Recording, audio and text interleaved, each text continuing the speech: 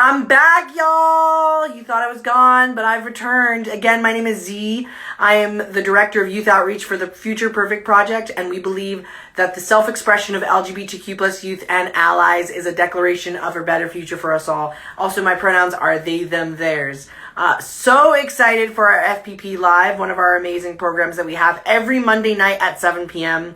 We'll be joined this evening by Larry Owens, the amazing actor and comedian star of the musical A Strange Loop. Hey, Alisa. Very excited to have Larry join us. He is an amazing human being, just an effervescent energy, and super talented, and has a lot to offer the world of queer youth in terms of their experience, their strength, and their hope. Very exciting. Hey, Jacob, good to see you. Very excited about the programming that we have upcoming. Again, as I mentioned before, we are very excited to have you join our FP Records. If you haven't applied yet, we have until February. You have until February the 24th at midnight to join us for FP Records. We're currently we are closing enrollment for our queer comics series that we're doing, which is very exciting. We are producing some work from there as well, and we're doing guest spots across the country. So if you are a youth serving professional, please reach out and get us connected so that we can build a workshop that works for your youth. And another huge shout out to our FPOW, our FPOWs, our Future Perfect Writers Workshops, which happen every Tuesday night at 7 p.m. We have Julie Novak, our amazing facilitator and media producer, joining Wise Bodies, Isa from Wise Bodies, on a workshop called Queering Sexual Anatomy. So our own little sex ed workshop. Wise Bodies has joined us before for workshops, so they're coming back and having a more in-depth conversation with our youth about queering the sexual anatomy. So if queer sex ed is something that you never got, which most of us didn't, you're going to want to check it out. Hey, Larry! Larry just entered the waiting room. Bing, boom, bing, bing, bing, bing. This is me checking my watch, my super duper watch, to get Larry in. Oh! Larry's requested. Hey!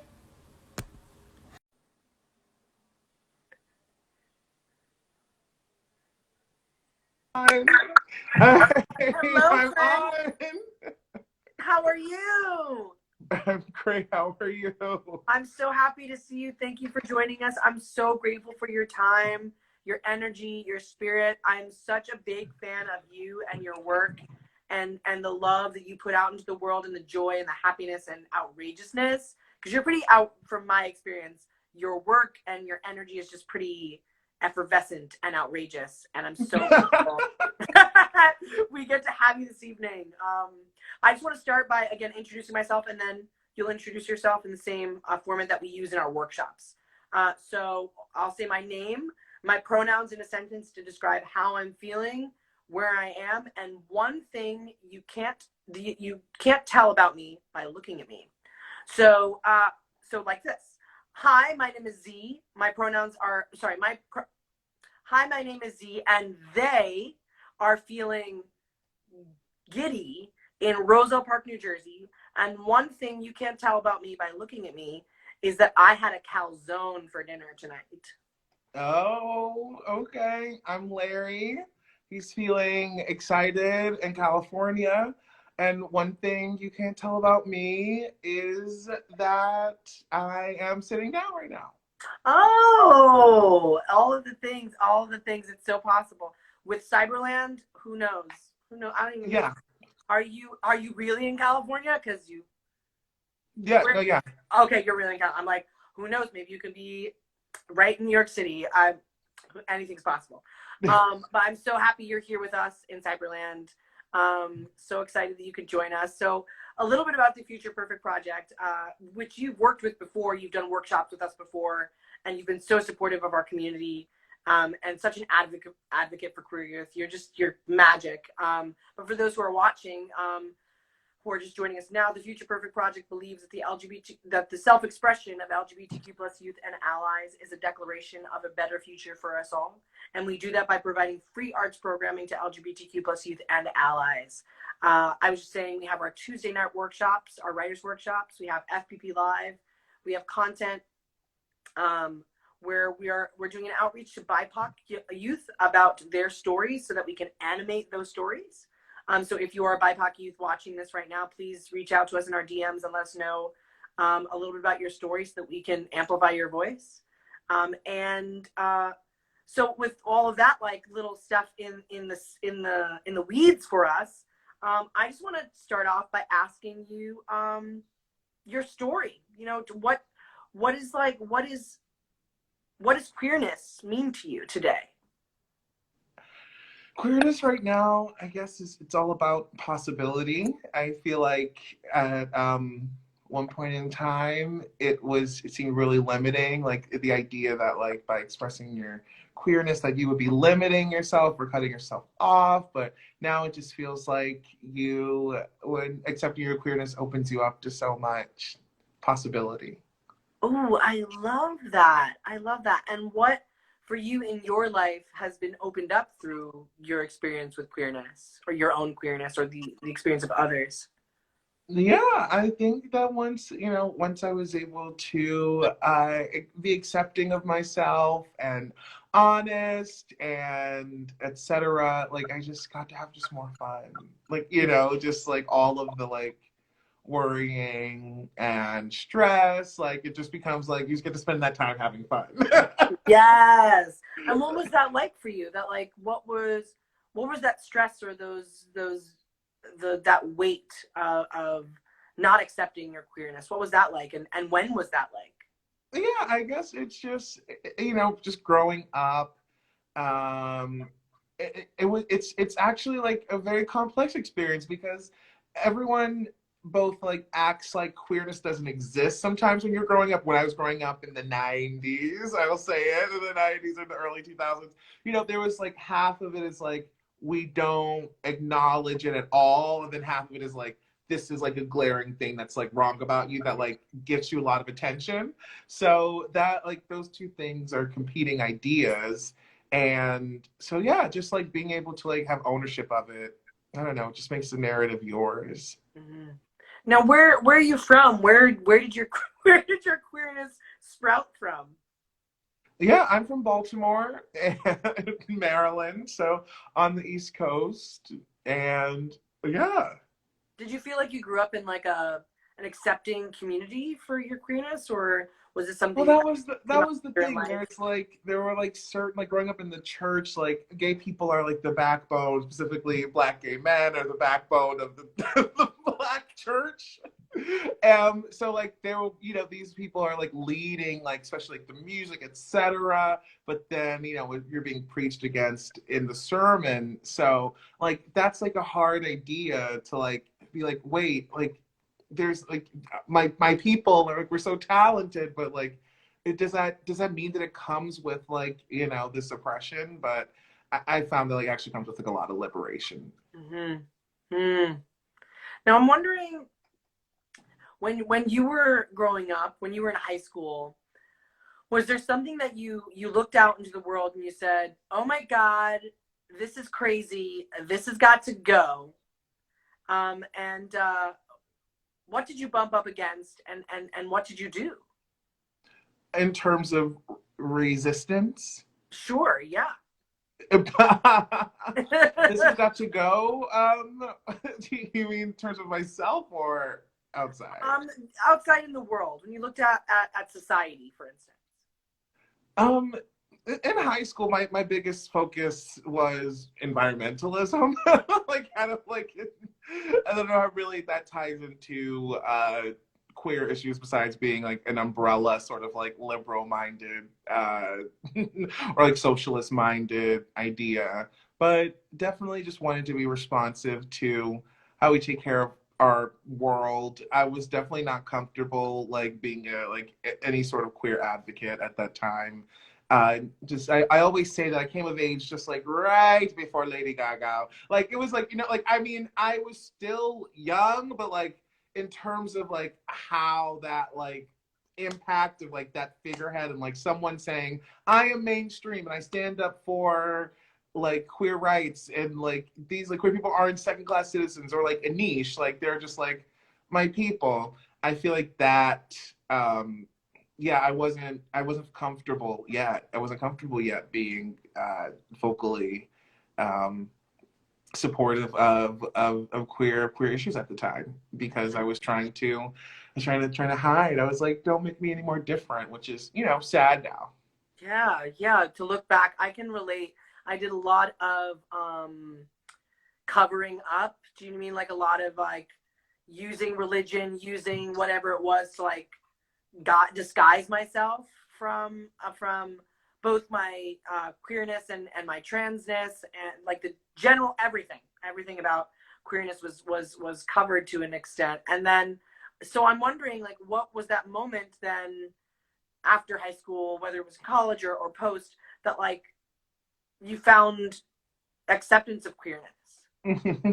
Yeah, I feel like my coming out story, like there was like anticlimactic, like there really wasn't one. I went to this theater camp, and just like it was a place where like a lot of people were out, and so basically comedically it's you're gay until assumed otherwise, like you have to until proven otherwise, like in the real world you're straight and then you have to sort of like you do something that proves you're gay or whatever, but like here's like you're gay unless you like are like vocally and like visibly like with like a girl.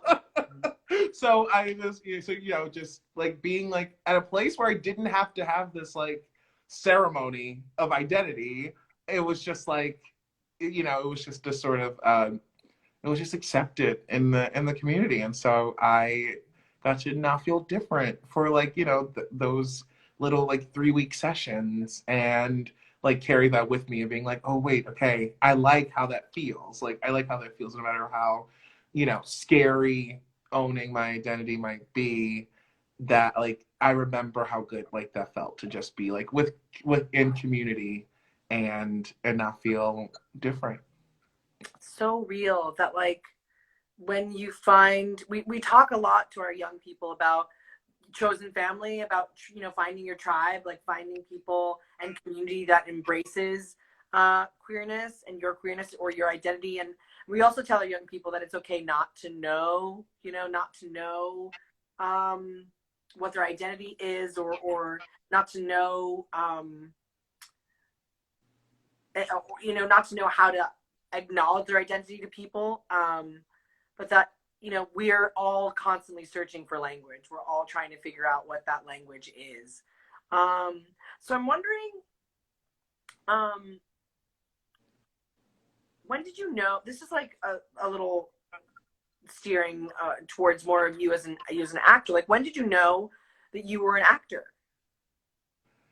Again, similarly, like just going, like getting the chance to be with like other kids who were going to pursue the arts, in college and beyond. I was like, oh wait, oh this is how you get onto stage. Like you like have a community of people who like all do it. You know what I mean? And we do it together. Like we like, we'll go out into the world and like do auditions in our own various ways, but like there are people who understand what it's like to pursue that and go after these things, and it just becomes so much more manageable when you see, oh hey, I know Samantha, and like Samantha has done professional things, she's been in a movie, like versus being like people are in movies, but being like Samantha did it. And like, you know what I mean? And because I feel like growing up as a kid, you think that like everyone in a movie like goes home to like a mansion and like has like, but like they're like we're just like some people are working actors.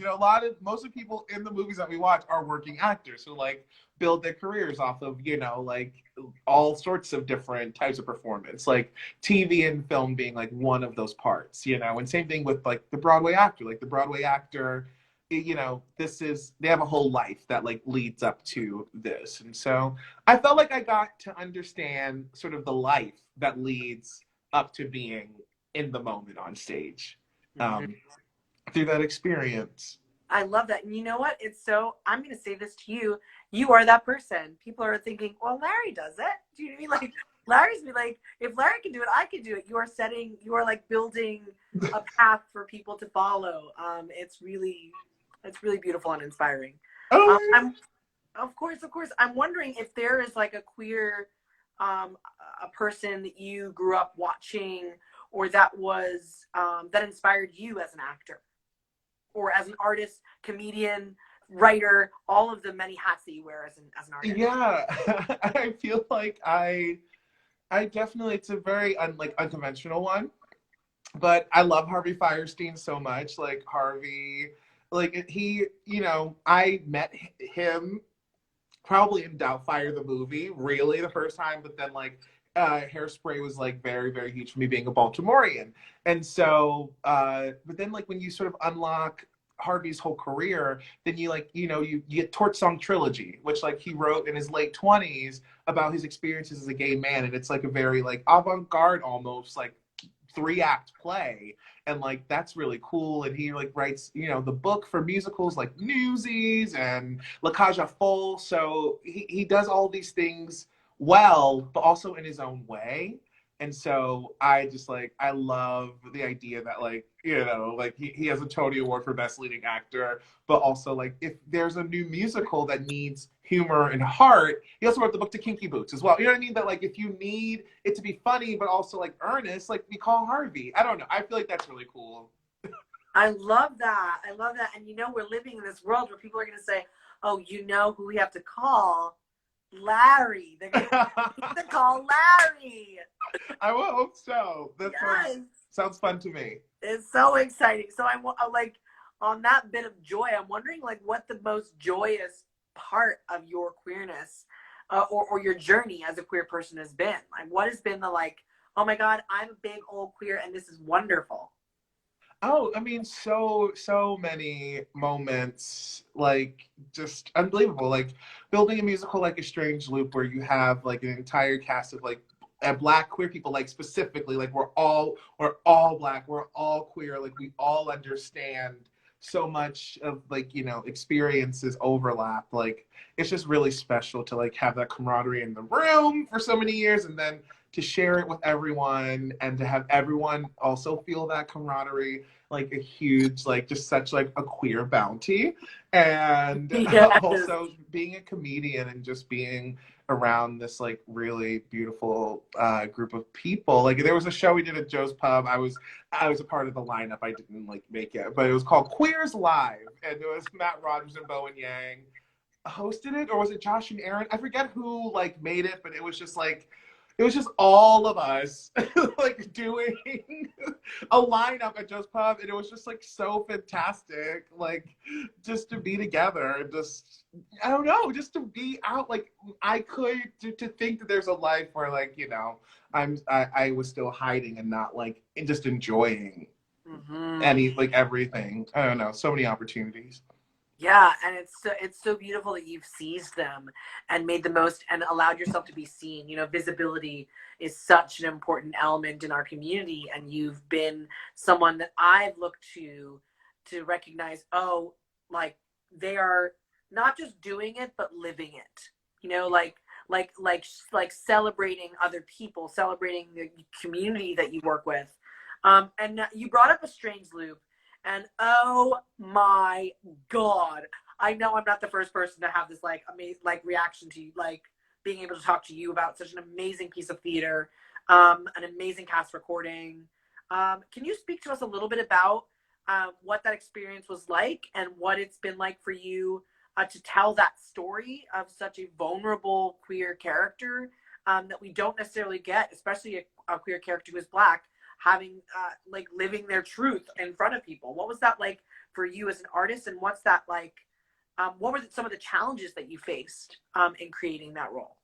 Yeah, I mean, it just like from reading it and having the experience be that normally until that point I was like trying to make white narratives fit my body, and like in thinking that like I can be the best person to like let them to make them like let me have like a role, you know what I mean? And then I read this script by Michael, and I was like, oh wait, no, I'm on the page. So like so all that like extra shenanigans work I don't have to do, and I can put that effort into just playing the character on the page. And then the character was complex, and it was a musical, and the music was good. So like it just was like you just think like answered prayers. But then inside of like that prayer, like I really did ask God for like a complex role, like something that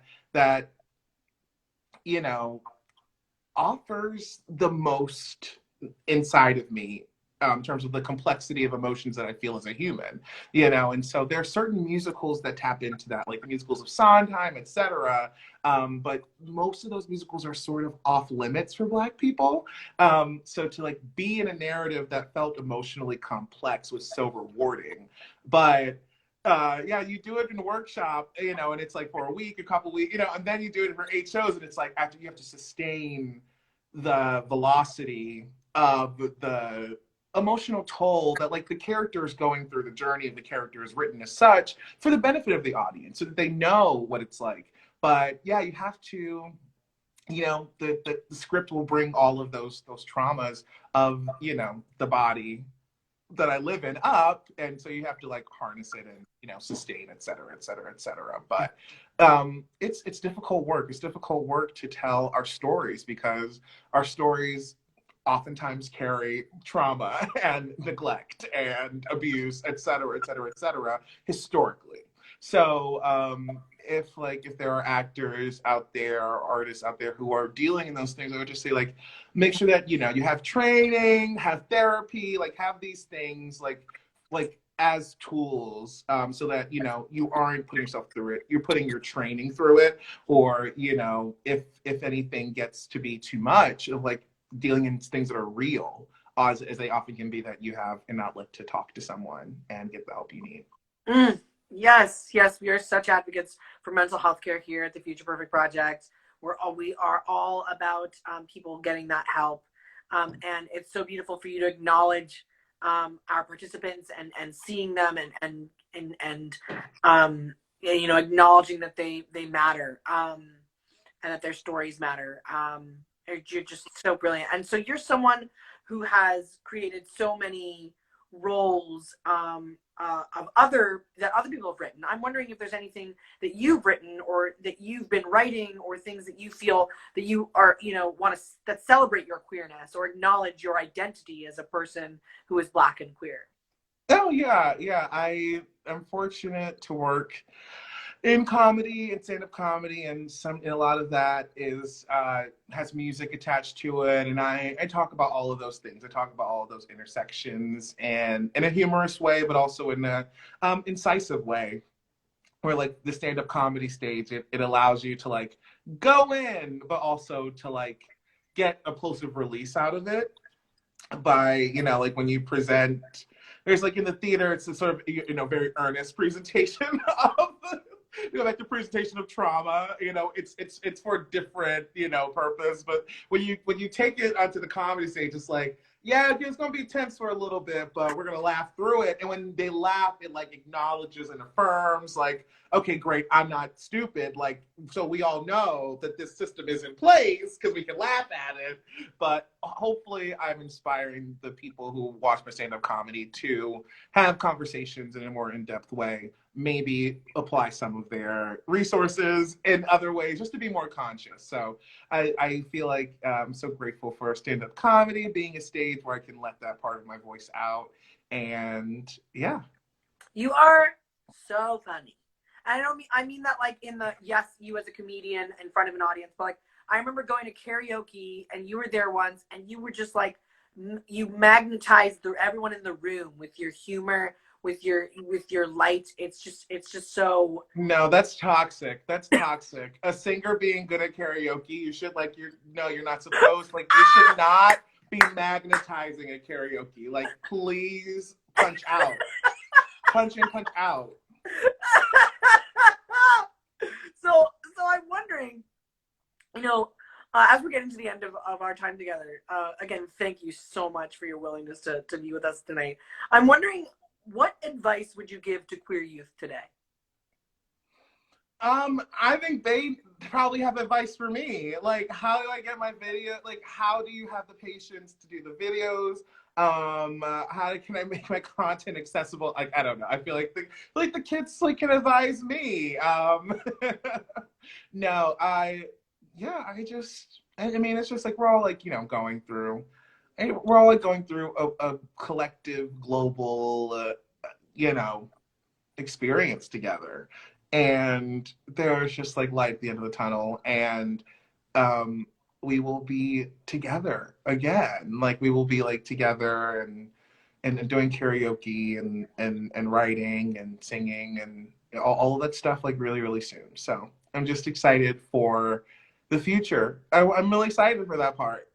Well, on that, we are the Future Perfect Project. I'm wondering what the perfect future looks like to you.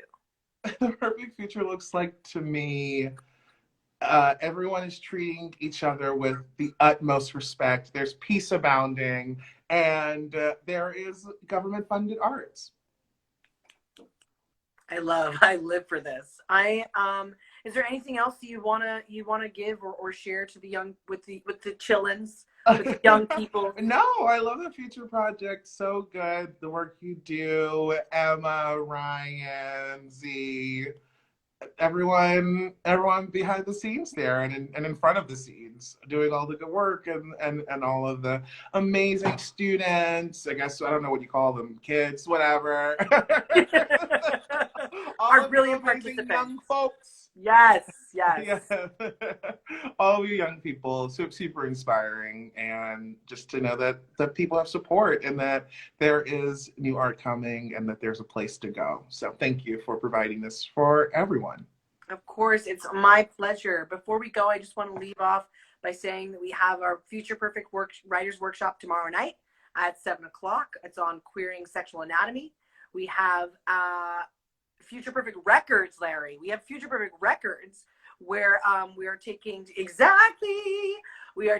10 applicants. Well, we're taking as many applicants as possible. We are taking 10 participants and producing an album with all of them. That deadline to get that application in is February the 24th at midnight.